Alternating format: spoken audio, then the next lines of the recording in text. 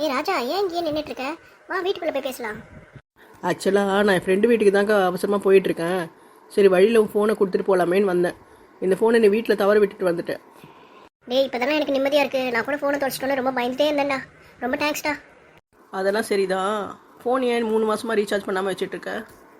உங்கள் மாமா தான் என் கூடவே வீட்டில் இருக்காரே. அப்படி இருக்கும்போது எனக்கு யாரா ஃபோன் பண்ண போகிறாங்க? அதனால் நான் ஃபோன் அந்த அளவுக்கு யூஸே பண்ணது இல்லைடா. எனக்கு யாருமே அந்த அளவுக்கு ஃபோன் பண்ண மாட்டாங்கடா. அதனால தான் ஃபோன் ரீசார்ஜே பண்ணாமல் வச்சுட்ருக்கேன். ஏங்கா ஃபோன் வெறும் பேசுறதுக்கு மட்டும் தான் இப்போ யூஸ் பண்ணுறாங்களா? படம் பார்க்குறாங்க, யூடியூப் சேனல் பார்க்குறாங்க, என்னென்னவோ பண்ணுறாங்க. அது கூட ஒரு ரீசார்ஜ் பண்ணி வச்சுக்க மாட்டியா நீ? இவன் ஒருத்த நேரம் கேட்ட நேரத்தில் கேள்வி கேட்குற மாதிரி. எனக்கு வயிற்றுக்கு சாப்பிட்றதுக்கே ஒழுங்காக சாப்பாடு போட மாட்டாங்க. இதில் காசை கொண்டு போய் நான் ஃபோன் தான் ரீசார்ஜ் பண்ண போகிறேன். என்னக்கா தனியாக புலம்பிட்டு இருக்க? அதெல்லாம் ஒன்றும் இல்லைப்பா. என்னோட தலையெழுத்தை நினச்சி நானே கவலைப்பட்டுக்கிறேன். நீ தான் ஃப்ரெண்டு பார்க்க போகணும்ல, கிளம்பு. இன்னொரு நாள் வீட்டுக்கு வரதுக்கு முன்னாடி எனக்கு ஃபோன் பண்ணு. நான் உனக்கு பிடிச்சது எல்லாம் சமைச்சு வைக்கிறேன், சரியா? அக்கா ஃபோனை நானே ரீசார்ஜ் பண்ணிட்டேன். நீ ரீசார்ஜ் பண்ண தேவையில்ல. இன்னும் 3 மாதத்துக்கு உனக்கு இன்கமிங் அவுட் கோயிங் எல்லாமே போயிட்டுருக்கோம். நெட்டும் இருக்குது, சரியா? ஏன்ப்பா எனக்காக வீணா பணம் செலவு பண்ணுற? அக்கா இது செலவு கிடையாது, என்னோட கடமை. அக்கா நான் உன் கூட பிறந்த தம்பி தான்.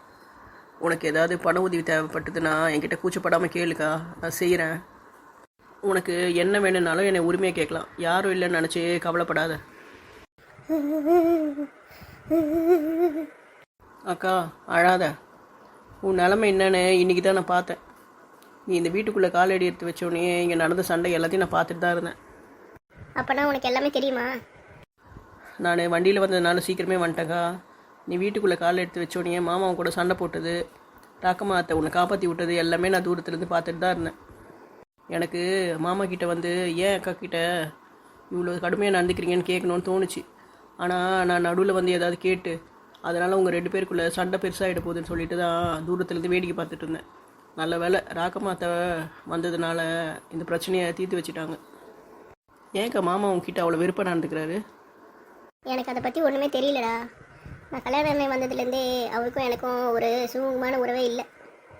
எது கேட்டாலும் உங்கள் அம்மா பேச்சு கேட்டுட்டு என்கிட்ட சண்டை போட்டுகிட்டே தானே இருக்காரு. நானும் என்னால் முடிஞ்ச அளவுக்கு வீட்டு வேலைங்க எல்லாமே செய்கிறேன். அவரை கூட சண்டை போடாத அளவுக்கு இருக்கணுன்றதுக்காக என்னென்ன பண்ணுமோ எல்லாம் முயற்சி பண்ணிட்டு தான் இருக்கிறேன்.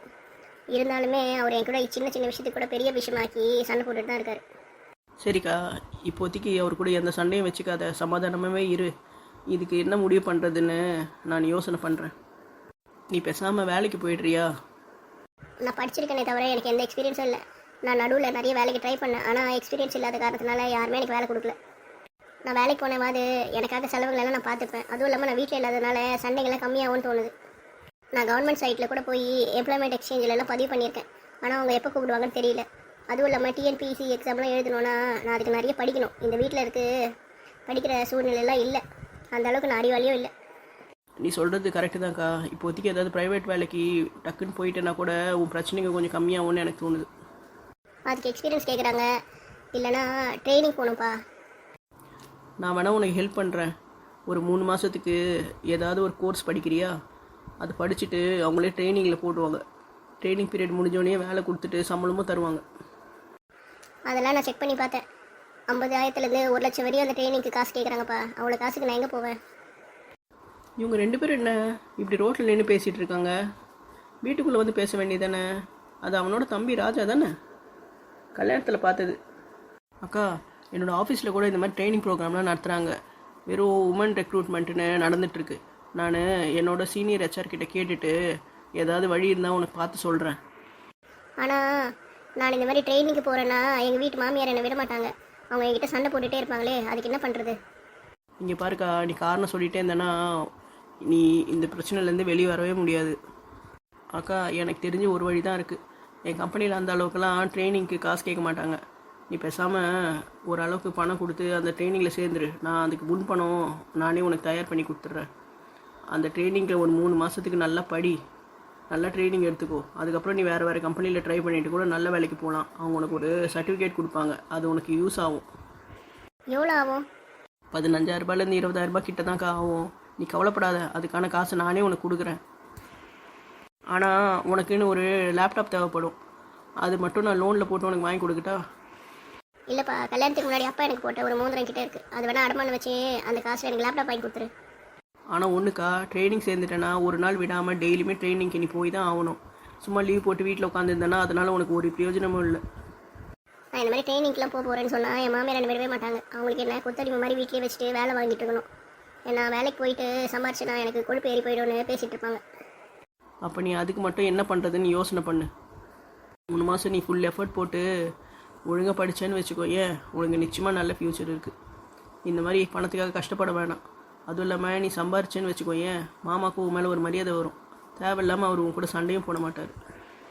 உன் வாழ்க்கை உன் கையில் தான்க்கா இருக்குது. அச்சிச்சோ, ராக்கமாத்த வந்திருக்காங்களே. நான் பேசுனது உங்களுக்கு கேட்டுட்டு இருக்குமா? ஆமாம்மா, நீங்கள் 2 பேரும் பேசுனது எல்லாமே நான் கேட்டுட்டு தான் இருந்தேன். அத்தை, அது வந்து நாங்கள் தெரியாமல் பேசிட்டு வந்தேன். இதில் தெரியாமல் பேச என்னம்மா இருக்குது? எனக்கும் 2 பொண்ணுங்க இருக்காங்க. அவங்களும் உன்ன மாதிரி தான். அவங்களையும் உன்னையும் எனக்கு பிரித்து பார்க்க முடியல. உன்னை பார்க்கும்போது என் பொண்ணுங்க ஞாபகம் தான் எனக்கு வருது. நீ தான் நல்லா படிச்சிருக்கியே, ஏன் வேலைக்கு ட்ரை பண்ணக்கூடாது? உன் தம்பி சொல்கிற மாதிரி செய்யுமா. ஆனால் டெய்லி நான் இந்த மாதிரி ட்ரைனிங்க்கு கிளம்பி போயிட்டு இருந்தேன்னா அத்தை என்னை விட மாட்டாங்களே. அவங்ககிட்ட என்ன சொல்லிட்டு நான் போகிறது? நீ அதை பற்றி கவலைப்படாத. நான் ஒரு பெரிய பிளானே வச்சுருக்கேன். அதை நான் எக்ஸிக்யூட் பண்ணி உன்னை வேலைக்கு அனுப்பி வைக்கிறேன். பொண்ணுங்க எப்போவுமே இண்டிபெண்ட்டாக இருக்கணுமா. அப்போ தான் பொண்ணுங்களுக்கு அந்த மரியாதை இருக்கும். இந்த மாதிரி இன்னொருத்தரை நம்ம எப்போவுமே சார்ந்தே இருந்தோன்னு வச்சுக்கோ, ஏன் நம்மளுக்கு எப்போவுமே நம்ம கிடைக்க வேண்டிய மரியாதை கிடைக்கவே கிடைக்காது. இங்கே பாருமா, உனக்கு லேப்டாப்புக்கு தேவையான காசையும் நான் தந்துடுறேன். நீ தேவையில்லாமல் அந்த மோந்திரத்தெல்லாம் அடகு வைக்காத. நீ இதை கடனை பார்த்தனா கூட வேலைக்கு போயிட்டு அப்போது வர பணத்துலேருந்து அந்த பணத்தை எனக்கு திருப்பி ரிட்டனாக கொடுத்துரு, சரியா? இந்த மோந்திர கையில் சும்மா தான் இருக்குது. உங்களுக்கு எதுக்கு வீண் செலவு? நானே பார்த்துக்கிறேன். இது நான் உனக்கு ஃப்ரீயாக கொடுக்கலம்மா. நீ வேலைக்கெல்லாம் போயிட்டு சம்பாதிக்கும் போது அந்த காசை எனக்கு திருப்பி கொடுத்துரு, சரியா?